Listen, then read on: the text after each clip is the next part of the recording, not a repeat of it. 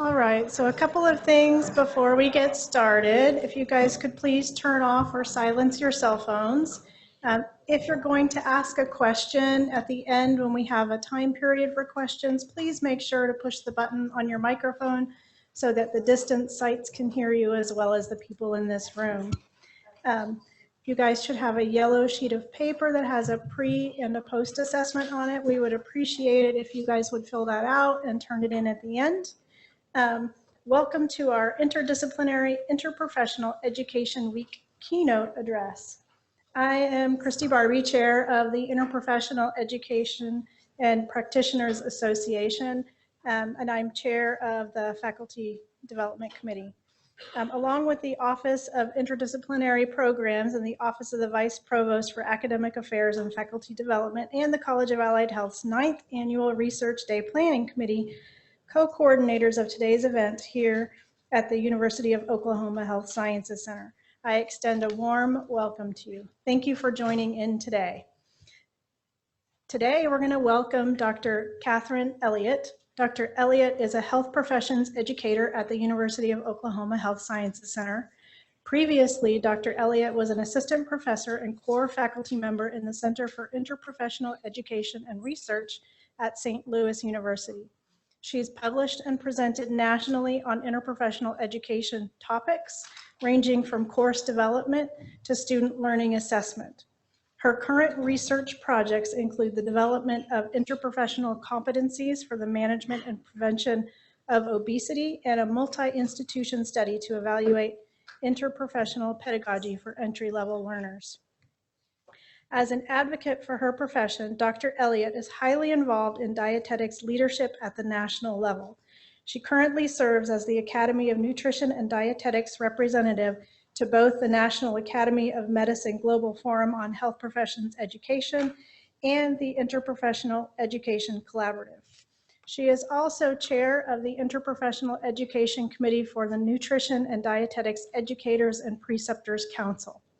Her most recent honors include being inducted as a Fellow of the Academy of Nutrition and Dietetics in 2014, receiving the Outstanding Dietitian of the Year in 2016 award from the Missouri Academy of Nutrition and Dietetics, and Outstanding Dietetics Educator award from the Academy of Nutrition and Dietetics. Please join me in welcoming Dr. Elliott as she presents We Can Do It, Co-Creating Excellence Through Interprofessional Education.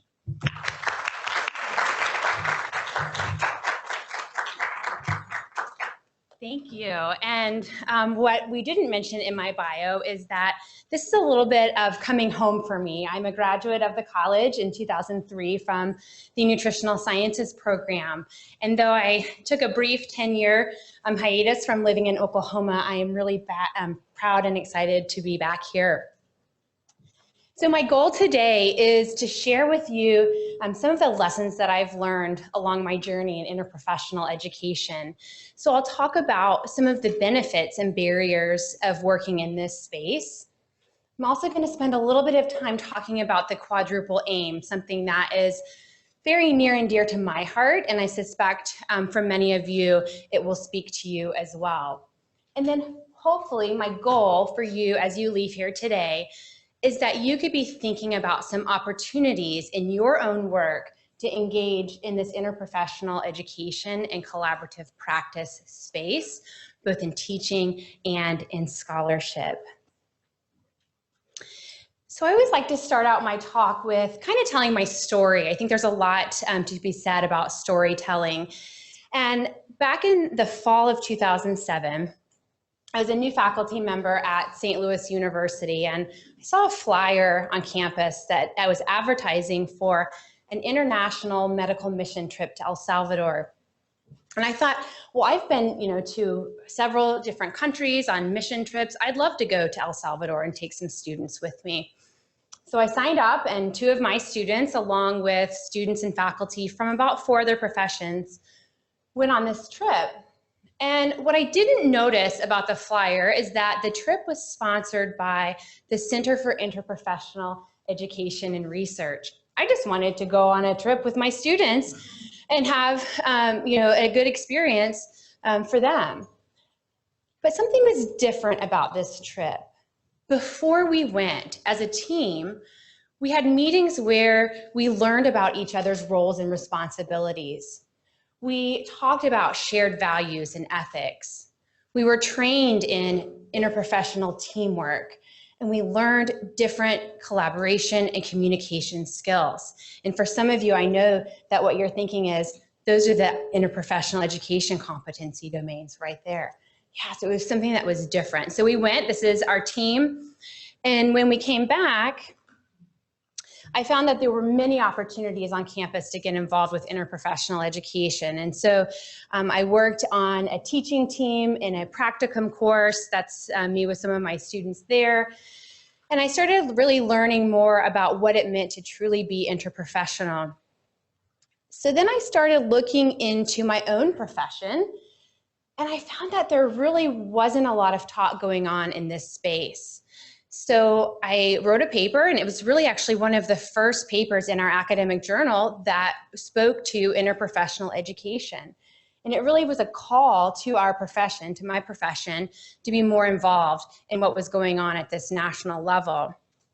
And since then, and you'll get a little bit of the flavor in the rest of my talk today about some of the experiences that I've been involved in and things I've been able to do throughout the years, whether it's collaborative scholarship, or service at the national level, and being able to kind of raise the bar for our profession and how we're involved in this. But that's really where I'm coming from today and what I'm talking about in this exciting journey. So you've heard a little bit about me. I want to hear a little bit about you really quickly. And so hopefully you've had a chance to get started on our poll everywhere. But if you could tell me what your role at the Health Sciences Center is quickly, and I can get an idea of who's out here today.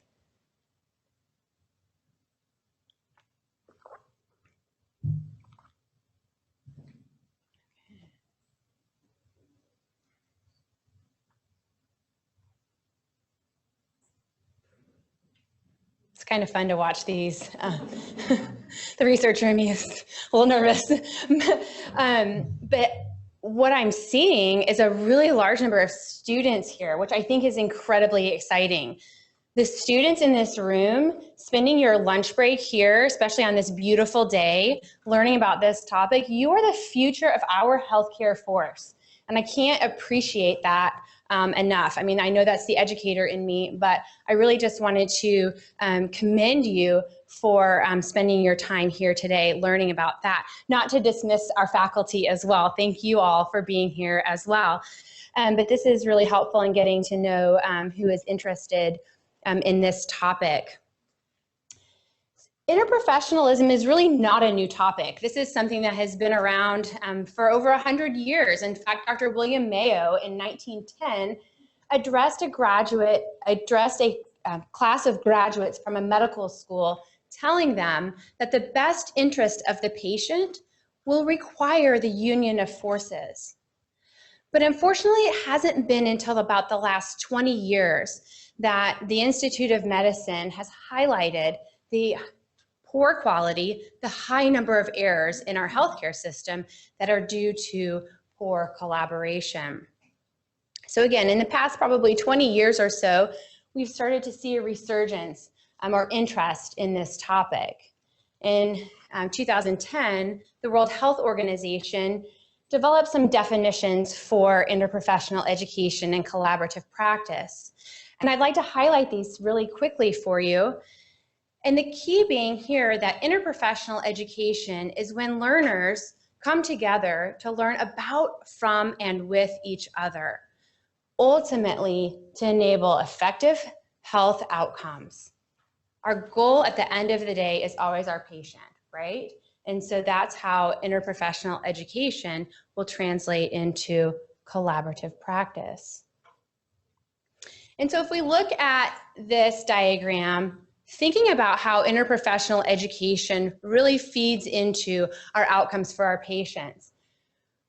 We all have quality programs that prepare our students with individual clinical skills. We know that. We know that your graduates leave this institution ready to practice at the top of their game, and we always want that, right? But we also need to be prepared to work together, to have those effective teamwork skills in an environment with effective system and processes. And this is what is really going to give us those consistent quality outcomes in healthcare that we're looking for.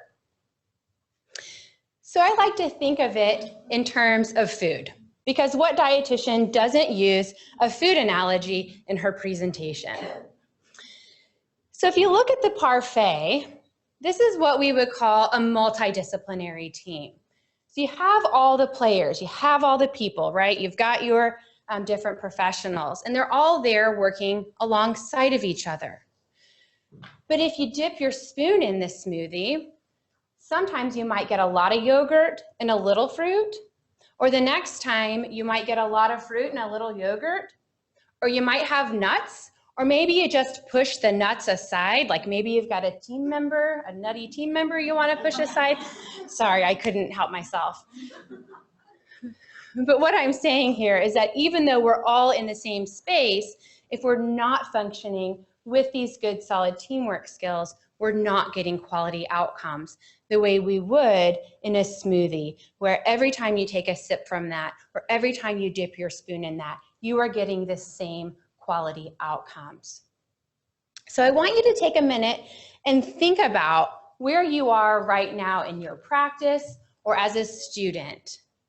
Are you working in a team, or are you in a class or in a learning environment with people from other professions?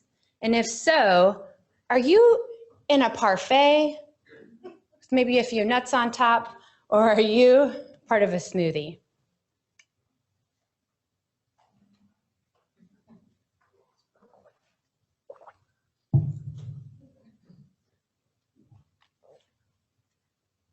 Okay. So it looks like we've got some work to do, right? Yeah. For the smoothie people, you've got it down. You are, you're working towards that goal. And for the parfaits, we've got some work to do, but that's what we are doing. And that's why, again, I'm so encouraged being back on campus and seeing what all is going on here in this interdisciplinary and interprofessional education space. Okay, so it's starting to even out a little bit, a few more smoothies, but you get the idea. So where that interprofessional education meets, that nexus, where it meets interprofessional collaboration, it looks like this in this World Health Organization Framework for Action from 2010. And I know this is a really busy graphic, and you have this slide so you can take a deeper look at it if you haven't seen this already. But what it really highlights is that in order for collaborative practice, in order for that smoothie to happen, we have to have the input of interprofessional education with those collaborative practice-ready learners coming out of these systems. And that's ultimately what will lead to our improved healthcare outcomes. I do think, and many of you may be walking this walk right now, is that we have some work to do in this space, that bridge between education and practice. I know one of the big topics nationally that people are talking about is making sure that we're not preparing learners for environments that don't exist. And so I think you're going to start to see a lot of research and a lot of work coming into that space as well. And then also driving our interprofessional education initiatives is the Interprofessional Education Collaborative. And I know many of the faculty on campus are familiar with this. And then I also know as students, this is what drives the All Professions Day. The competency domains are framing what you're doing in those days. And the Interprofessional Education Collaborative is a group of professions of their education arm, and they come together to set the standards or to put forth the competencies of what all health professionals should be able to do in this teamwork space. So it's not necessarily a different set of competencies that you would learn in your own individual profession, but rather it's something that we should all be able to do together.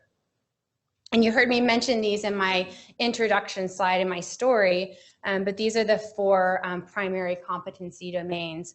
And one of the things that I can say about working with IPEC and being a member of the council is that they are constantly revising and looking at these competencies. In fact, in 2016, they did a major update to include population health and community health.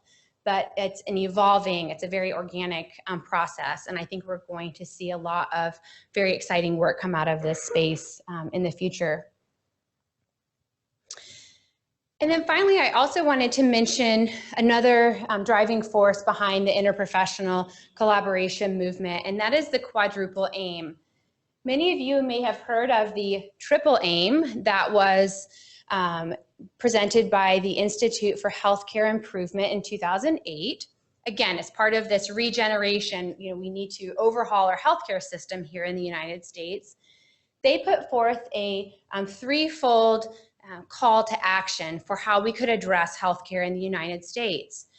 First, we would need to look at how to improve the patient experience, or making sure that we have patient satisfaction taken care of, making sure that patients have good quality outcomes, that we've reduced medical errors, some of the kind of things that we would consider most basic about our healthcare system. Number two would be population health, addressing all populations. And then number three, reducing costs. It's probably no secret to you that unfortunately here in the US, we have one of the most expensive healthcare systems with the lowest quality. And as this triple aim started gaining steam, at the same time, we were starting to see a crisis among our healthcare providers. Stress and burnout. We are seeing things in the media about suicide in our physicians. I just read an article last night that was mentioning veterinarians and the higher rate of suicide that's being reported in that profession as well. I'm getting a lot of head nods from you, and so I hear you that you recognize that this is going on as well. The students in the audience are probably saying, yes, we are stressed. Now, this is kind of a poor time of year to be talking about that. I know I have 24 15-page papers coming to me on Monday, but this is a real crisis, and in order to address it, we have to do something. So there's been this movement towards what we would call a fourth aim of the care team's well-being. I've even seen it called joy in work. I think that's a little fluffy, but what it is getting at is that we have to take care of ourselves before we can take care of our patients. And so that's what the next couple of slides I'm going to talk to you about. The one thing I wanted to mention before I get into that is that the Institute for Healthcare Improvement has put out a position saying that while, yes, that fourth aim is important, we cannot lose sight of those first three aims in order to achieve that fourth aim, if that makes sense. So I think it was important to mention that. So in April of 2018, the National Academy of Medicine Global Forum on Innovation in Health Professions did a workshop to address, from a systems approach, did a workshop to address just this topic of stress and burnout in the health professions. And what we learned from this two-day workshop is that there are system-wide challenges for all of us, whether you are a learner, an educator, a provider, or in leadership. And that was an area that we recognized in healthcare leadership that was actually being kind of overlooked in this conversation. And maybe some of us actually fit more than one of these roles. But what we came up with for some kind of overarching themes with what was driving stress and burnout in these areas were the mismatch of the demands, what people were being asked to do, and where their knowledge, abilities, and needs were, just simply in their roles. Having insufficient support from supervisors and colleagues, having unreasonable workload, pace, or hours, so basically just unreasonable expectations in their work environment, and then having an overall negative work environment and culture. And if you think about those first three bullet points, you're like, well, no kidding, you're going to have a negative work environment and culture here. This is certainly not an all-inclusive list. In fact, one of the things that didn't make this list, but I think is a big conversation going on, is technology. Technology being introduced to healthcare was supposed to make things easier for us, but what we keep hearing from providers is that actually it can become a burden. And so we could talk a little bit more about that. But the good news that I see in this list is that at least two of these, the solution to this could be rooted in improving interprofessional collaboration via interprofessional education.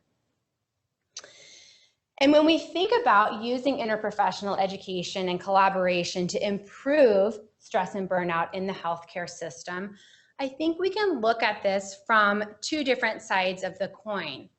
A lot of the conversations have revolved around preparing the learner, preparing the future healthcare practitioner to better deal with stress and burnout and a work environment. On the flip side, there are conversations where we need to be changing the environment, changing what we're asking our healthcare professionals to do, changing the environment for our students, and changing it for all of us to make it more manageable and more reasonable.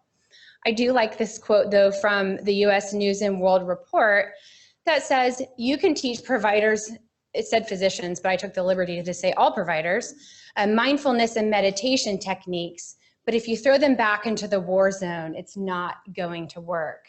So I want to see from you, what do you think might be the solution? Do you think for stress and burnout in our healthcare system, the greatest impact will come from changing the practice environment or better preparing our learners, our future practitioners, or maybe just ourselves to handle stress? Is it both, or you're really not sure?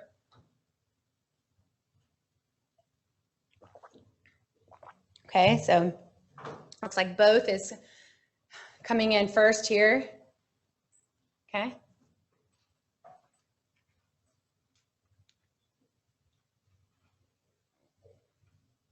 Okay, I don't want to call it too early, but I think both is going to be our front winner here.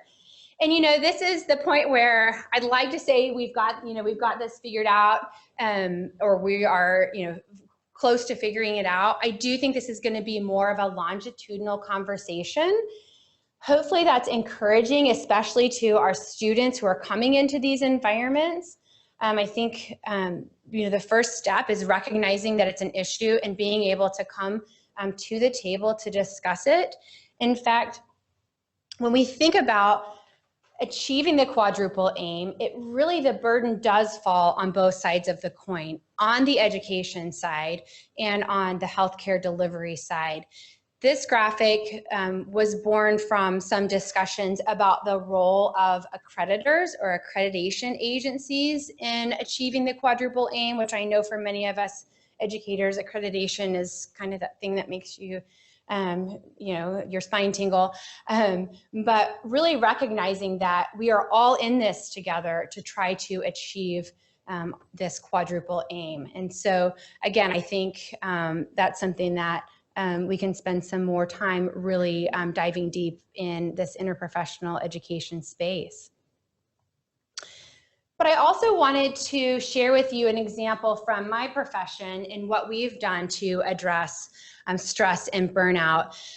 And I worked with a colleague from East Carolina University and a colleague from the National Academy of Medicine when we started having these national conversations. And I wanted to see what this looked like for dietitians. And so we wrote a paper early last year. We did a literature review looking at what was going on in this landscape. And what we found is that we had stressors that were unique to our profession, but also that were common to other professions. And so I wanted to share quickly with you what these looked like to see if they resonate with you and your profession. So the ones that were unique to our profession were a lack of respect or recognition among our interprofessional colleagues. Some of that was related to different perceptions and expectations for the role of the dietitian. And I used to always joke and say, people just think I'm the food police. And then I had a student send me this picture, and I don't know if you can see that, but it's a stick figure of a dietitian saying, no one really cares that I'm here. Oh, but wait, I have a piece of cake. And so now everyone's on me saying, you're a dietitian, you're not supposed to. And I've got Lee nodding her head. So maybe it's a dietitian thing, but I'm sure you have those own perceptions in your own professions. And maybe it's that our colleagues didn't exactly know what it is that we could do or how we could contribute. We also had a unique stressor for our students of having a lack of clinical training sites. We have a bottleneck where our students may not be able to move forward in their training without finding preceptors and individuals to educate them in the clinical area. But what we also found might be stressors common to other professions, also related to preceptors, would be that lack of recognition for what happens in the clinical training site. Our preceptors in our profession are expected to do their clinical roles or their community roles and then take students on top of that. And there's no extra pay, there's no extra hours, there's, I think, barely even can we give them a gift to thank them. I think maybe we can feed them, and that's about it. But that was a theme that came out. And then also the moral distress of caring for patients with lack of resources. I can talk till I'm blue in the face to a client about a diabetic diet or needing to increase fruits and vegetables, but if they live in a food desert, they're going to be significantly limited by what they can do. And I suspect that in all of your own professions, you likely have similar stories of things that would be considered stressors. So that's what I wanted to ask you next is, what are some of the things, and for the students, take it from your perspective, maybe of your education or things that you're seeing out there, but what do you perceive as the major stressor in your profession? And I think this is a one-word response that will populate up here. So schedule, okay. So this will be interesting to see what comes in here.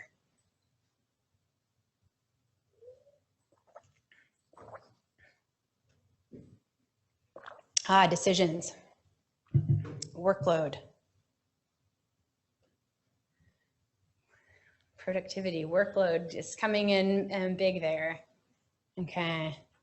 Communication, paperwork, time, I'm broke. I'm guessing that's one of our student responses. Yeah.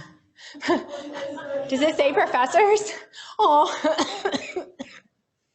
Okay. Wow. Yeah. I mean, this is heavy stuff coming in here. Yeah. The researcher in me is like, oh, tell me more. I want to see more. How can we dive deep in here? Yeah. But it looks like time, workload, productivity. I mean, these are things that I think translate from students and to faculty and to the clinician, that all of these things are coming through loud and clear. Yeah, so we can really see some themes going in here. So as those responses, it looks like they're kind of slowing down a little bit, I wanted to talk to you about some of the solutions that we found in this nutrition and dietetics example. And one of them was that we could provide support for our preceptors. And I think this is something that could be across all of the different professions and helping them be recognized. And I do know that in our field we have highlighted this, and we have done some things providing continuing education and other non-monetary benefits. But the other thing that we did was we identified the unique contributions that our profession could offer to our interprofessional colleagues. So how can we, I mean, this is something that's ubiquitous. We're all experiencing stress and burnout, some of our professions to different degrees, but how can we contribute to your work with patients in a way that can help alleviate your workload? we can help you better care for your patients. And so we went through about 7 different professions, and we went through the literature, and we sat down and we identified ways that we could contribute. And then finally, we did see a lot of programs doing training in resilience, mindfulness, and empathy, even something called mental health first aid. So I do think, kind of circling back to that question of what's that answer? Is it changing the environment or training the learner? And I do think that we will start to see more of that, and that it does have an important role in helping our practitioners in their environments. So I talked a little bit about the benefits of interprofessional education for achieving the quadruple aim, but I also just wanted to talk about benefits and barriers of interprofessional education in general. And while I've talked very positively about interprofessional education, and I always will, we can't be blind to the fact that there are challenges. That's just the reality. But as far as students are concerned, some of the benefits that we see is that this is really a way that we can develop some of those foundational skills together. We can help to deconstruct some of the negative stereotypes that happens about each other in this healthcare space. I mean, we have to be honest with ourselves, like thinking the dietitian is the food police. We all come into the healthcare space thinking about other professions, having preconceived notions about other professions. But if we can get to learners early and we can work with each other, and this is coming from, I've taught a introductory interprofessional education course to over 500 students each year that are first year healthcare students. They are freshmen, they don't even really know what their own profession is when we get to them. But that can be a big help in developing their socialization as a healthcare professional first, their own profession second, and that can really be helpful. We can also teach a lot of our common content together, and I think that, talk about workload reduction, that can really be helpful for us and can help see things from a different angle. There's probably a lot more in common that we have with each other for what we need to learn and teach our students than not, especially at those early years. So being able to share some of that common content is important. But again, there are challenges. I think also working in that space, working with early learners, it can seem like extra coursework. Like, why do I have to take this 1 credit class? Or, why am I here? I just want to learn about food, or I just want to learn about physical therapy. Why do I have to take these other classes? I think sometimes with kind of that clinical experience that a student might get in a uniprofessional setting, that can affect their attitudes towards interprofessional education. So those are just things that we kind of need to stay on top of and help educate our students as far as why we are doing this. And then I can certainly speak to the benefits of being a faculty member working with interprofessional education. Faculty development has been huge for me. I've been able to learn from master educators. I've been in classrooms alongside them. I've been able to go to different trainings, to IPEC trainings, and learn. I'm definitely a different educator having been through this training. It's also helped me overcome some of the misconceptions that I had about other professions. My key collaborator, who I still work with from St. Louis University, he's an athletic trainer. I joke with him all the time that I had no idea what an athletic trainer did until I met him and we started working together. I wasn't an athlete. They didn't have them in my high school, so I didn't know what they did. And in working with him, I've learned how they are educated, what their scope of practice is, how they can contribute to the team. I even learned things about occupational therapy that I thought I knew what they did, but in actually working with them and educating alongside them, that really helped me to understand their roles better. Definitely has provided a vehicle for scholarship opportunities. I'll talk a little bit more about that with some specifics in a minute. But this has been a huge boost to my ability to produce scholarship And then finally, the financial benefits. I think that being able to add overload or to have opportunities to work in this space and get paid for it is incredibly exciting. As far as some of the challenges that happen with faculty members, I think there is a level of trust when you turn your own students over to faculty from other programs. You want to make sure that they are educating your students at the same rigor that you would. And so I think some of that just comes in that teamwork and collaboration and trusting and knowing what our interprofessional colleagues can do. One of the things that I ran into early on was just not having any formal training in team teaching. That was something that was very foreign to me, and we had to go through a lot of processes to really walk our talk and make that work. And then finally, at some places, interprofessional teaching load is really not recognized in the promotion, rank, and tenure process. I hope those are conversations that people are having to try to get that moving forward so that it does not continue to be a barrier, but that's definitely something that I've seen throughout that process. So where do we go from here? What are some thoughts and ways that we can be successful in this interprofessional education space? So these are kind of lessons learned from the road, but they're also highlighted in this paper by Scott Reeves and Simon Fletcher and Hugh Barr from 2016. And thinking about starting early in a student's experience. Having intentionally interprofessional pedagogy. We can't just have professions salad, right? We can't just put ourselves in the same room and hope that we get the interprofessional outcomes that we're looking for. Another big one is making sure that we're teaching relevant content.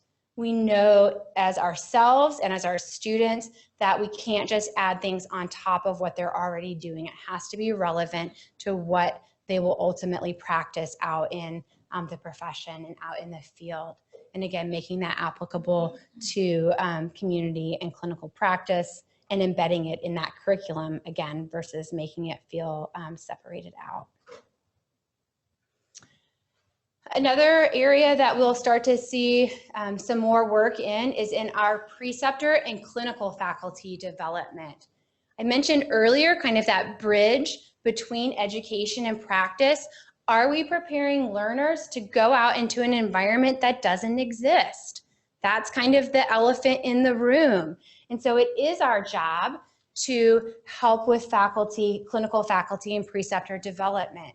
In fact, in the fall of 2017, the National Academy of Medicine Global Forum addressed interprofessional education in continuing professional development. This being a way, using continuing professional development as a way of preparing our clinical faculty and preceptors in that environment for these students that are going to come out and be ready to practice in collaborative environments. And I think, again, kind of the challenge there is that many of our practitioners today were not trained in an interprofessional education environment. So that's what we are seeing in that direction.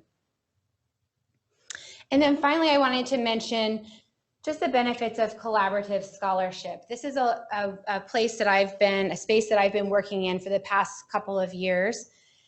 And it's hard sometimes to set out to work with other people on scholarship, especially if we have our own ideas, our own projects.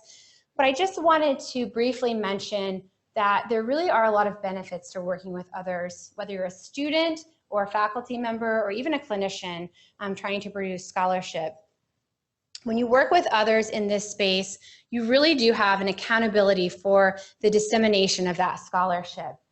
I know that working with other people keeps me from just pushing that thing over to this side of my desk that I will eventually someday get to. In fact, I've worked with different groups, but I have one colleague who he's not afraid to send me a text message and say, "Hey, did you get anything done on that section of the paper?" And I wait to text him back until I actually sit down. I get some things done, and I let him know that yeah, I actually did get that done. And he knows that, but just that accountability level of knowing that you've got someone there who expects that outcome. So that paper gets written in 9 months instead of 18 months or 36 months or never. I've definitely learned new skills. I have not traditionally been trained as a qualitative researcher, but in participating in some of these groups, I have learned kind of boots on the ground how to do qualitative research, and that has opened a whole new world of inquiry for me. I still have a lot to learn, and I plan to do that in different teams. It really helps you to synergize those differences. There are things that we are not good at, and we know that. Mine is EndNote. I am not good at EndNote, but I have a colleague who is very good at EndNote, and so we can share that difference together. And then ultimately, it's fun.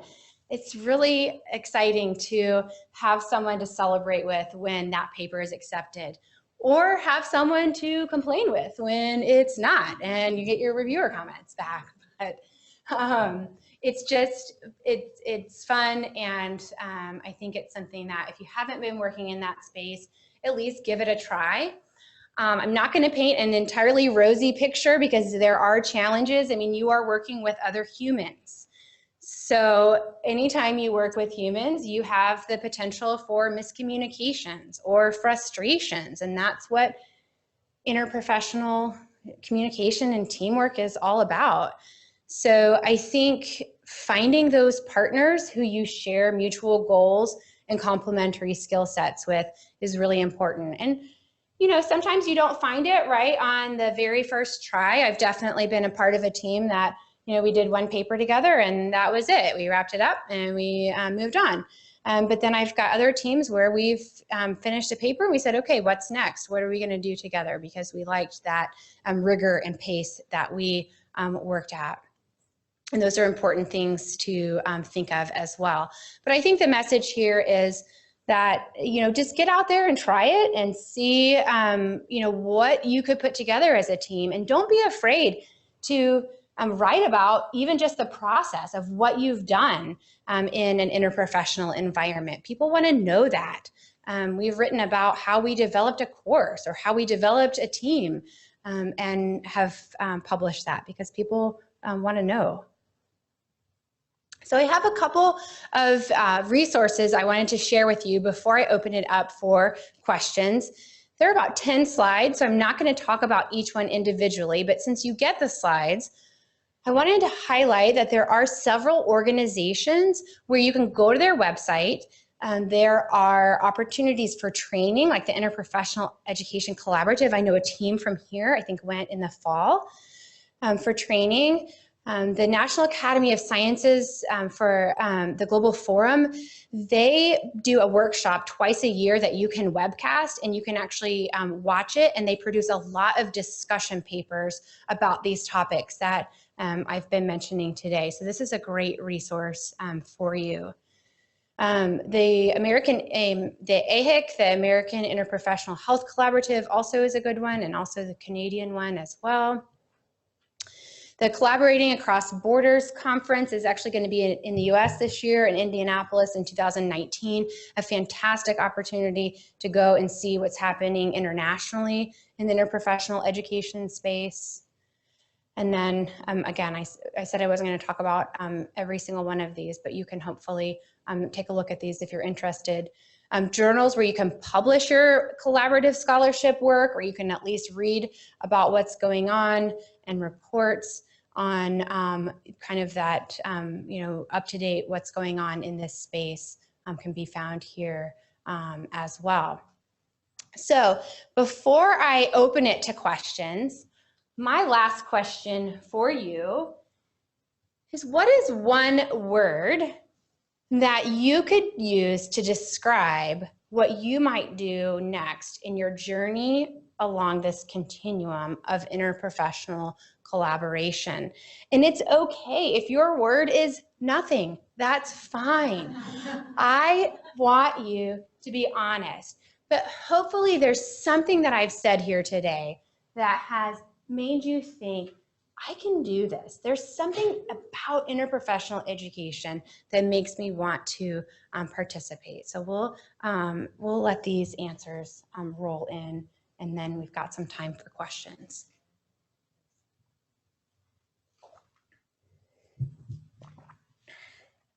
Listen, I like that one. Learn. Try, I like that one too. Collaborate. Empathy.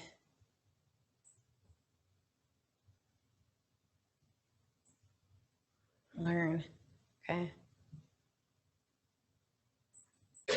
Advocate, that's a big one too. I think advocacy is a big topic in this interprofessional education space. Being an advocate for your profession, being an advocate for your patient. Absolutely. What else are we seeing? Innovative, I like that one. Assertive, okay. Action, discuss. I see a few fun ones in here. Thank you. At least you're paying attention. You're still with me. Okay. Diversity. I think that's, again, another big topic in this kind of bigger space. Get hired, okay, student. Hey, that's what you're here for. I get it. Okay. Research. Okay. Assignments. Retire. That's a, hopefully that's not a student saying that.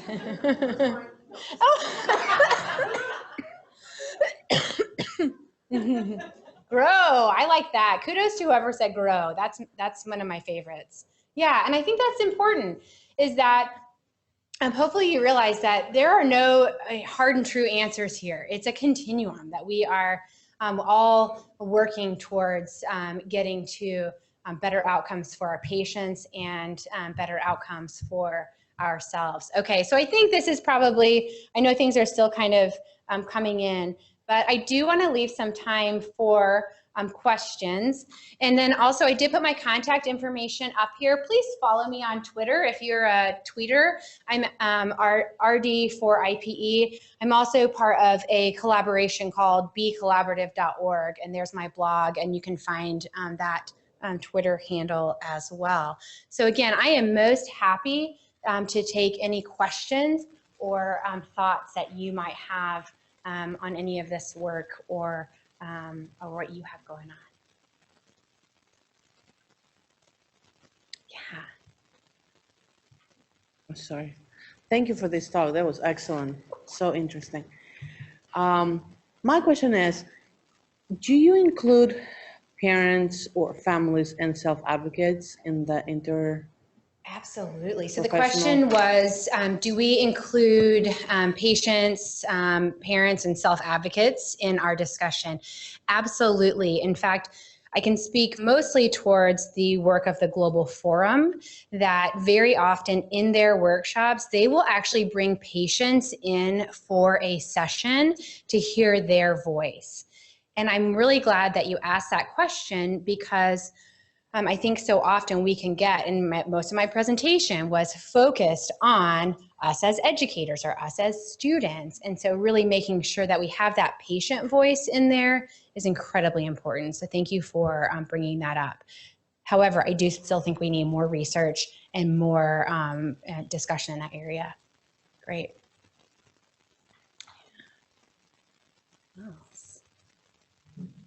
Questions?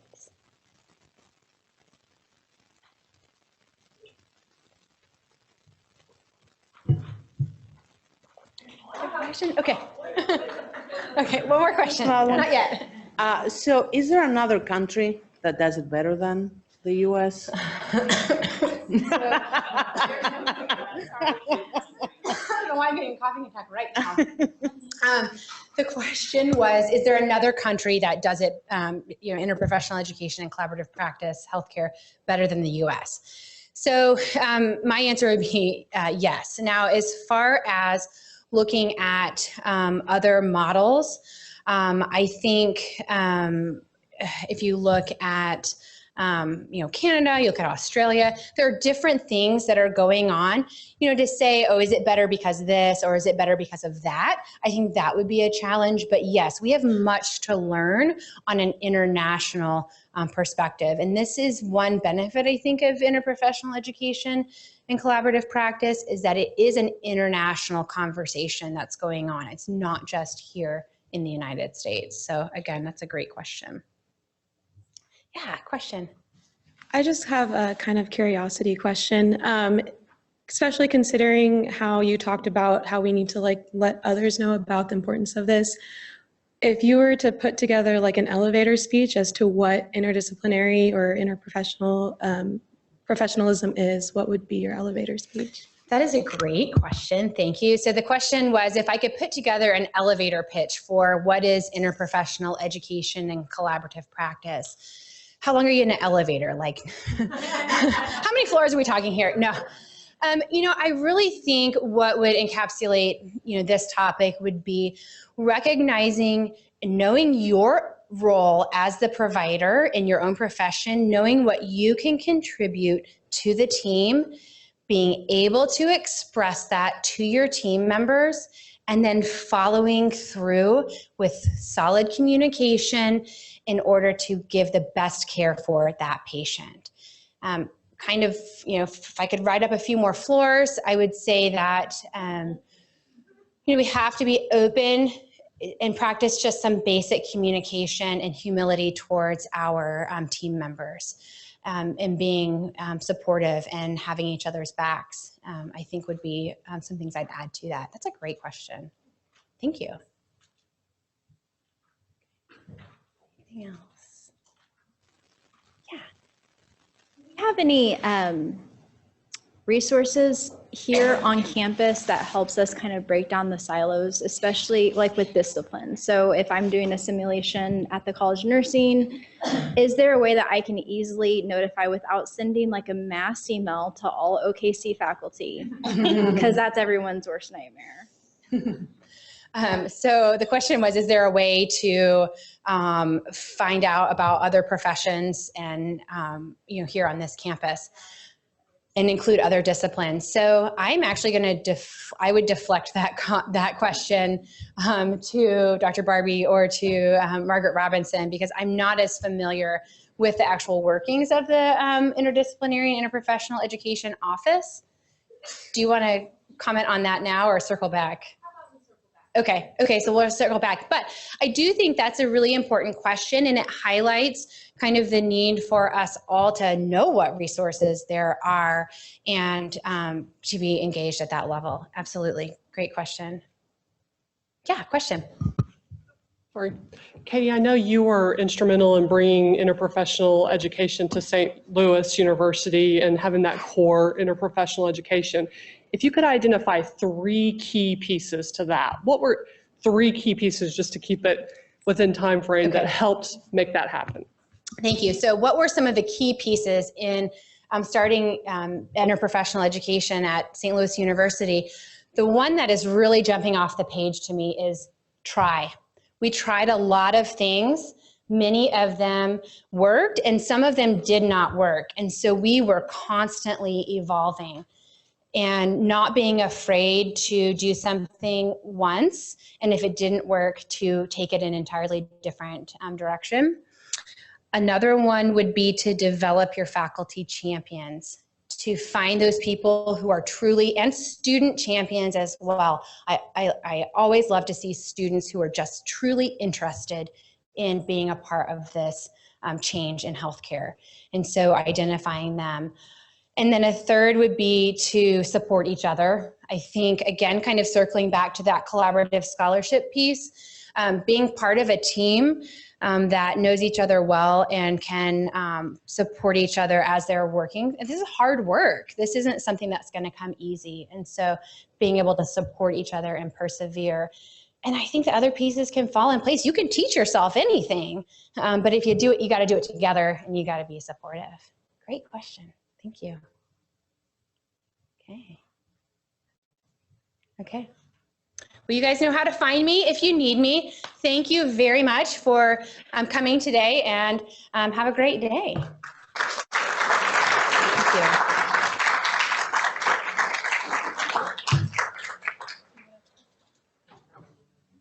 Thank you. I'll briefly tell you, if you go on the OUHSC website and search for Interprofessional, that we have an association on campus that includes students and faculty and staff. And if you want more information about the interprofessional activities, or you want to inform about your own interprofessional activities, I would strongly encourage that you join that association. We would love for you to become more involved. Thank you, Dr. Elliott, for your wonderful presentation. We really appreciate that. Please fill out your post evaluation too on the back of the yellow paper. Thank you.